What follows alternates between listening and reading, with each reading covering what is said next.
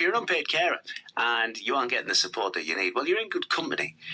A recent survey by the Carers Trust of nearly 3,500 unpaid carers has found that nearly half are in the same situation, with 1 in 8 seeing their weekly caring hours increase by 50 hours or more.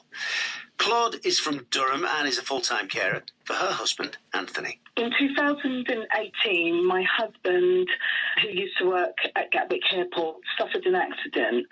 That accident basically ended up with him having a traumatic brain injury, which meant that he couldn't work in the capacity that he used to before.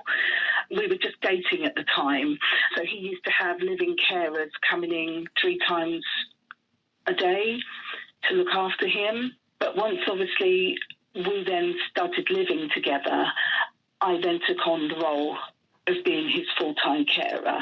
So the day-to-day routine is ensuring he has something to eat for breakfast, his medication is taken, I ensure that he gets to appointments on time, and I have to accompany him to appointments because of his cognitive impairment.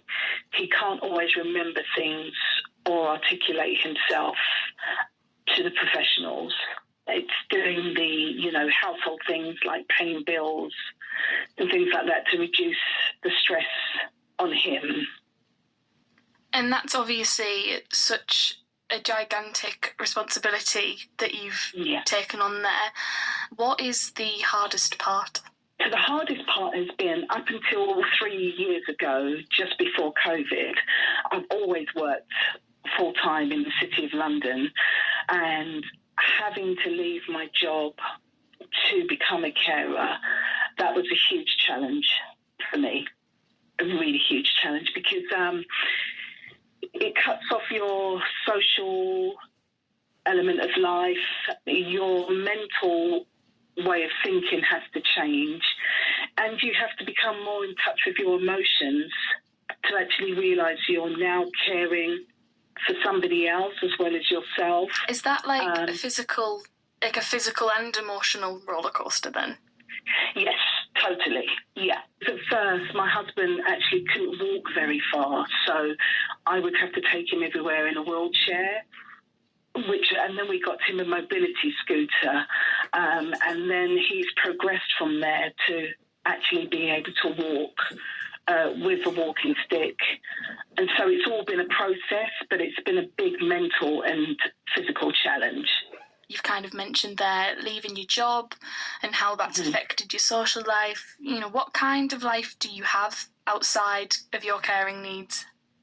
I fortunately like to read and I like to write, and at the moment what I've had to do as my way of respite is lose myself in writing. In terms of your situation, do you get any financial assistance? Are you entitled to benefits?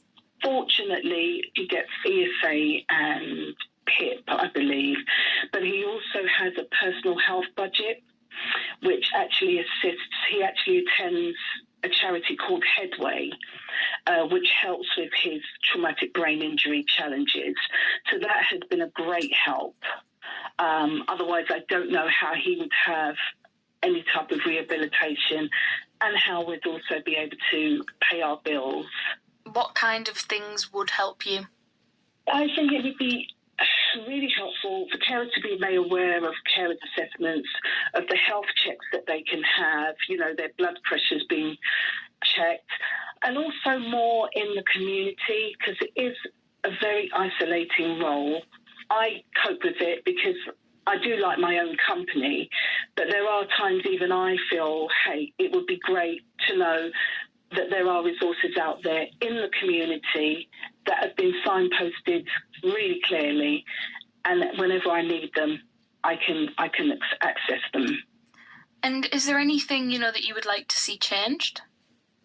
Yeah, I'd like to see carers have more visibility, to have more put on their role in terms of, when they're attending appointments with their cared for, they're actually recognised, their input is actually valued, and financially is also that, a lot of carers are struggling financially, and it would just be good to know that they are given more funds to help them to be able to do their role, which in turn helps their mental health also because they're not worrying and stressing.